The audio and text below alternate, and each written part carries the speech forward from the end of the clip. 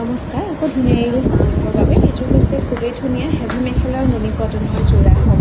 ইয়াতে চিলভাৰ গুণা আৰু ব্লেকত ফুলবোৰ কৰি ধুনীয়াকৈ বনাই দিয়া হৈছে। এখন মেখেলাখন থাকিব 2500 টকাত ধুনীয়াকৈ ল'ব পাৰিব।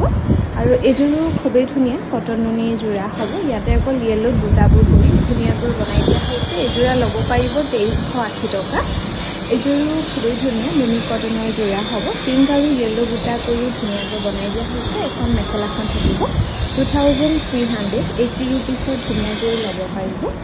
এইযোৰ খুবেই ধুনীয়া হ'ব।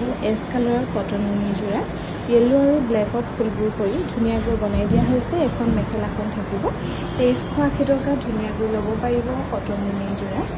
এইযোৰো খুবেই ধুনীয়া হ'ব নুনি কটনত। এখন থাকিব মেখেলাখন। এইযোৰো ল'ব পাৰিব 2380 ৰুপিছত ধুনীয়াকৈ ল'ব পাৰিব। ভাল লাগিলে স্ক্ৰীনশ্বট লৈ থ'ব পাৰে।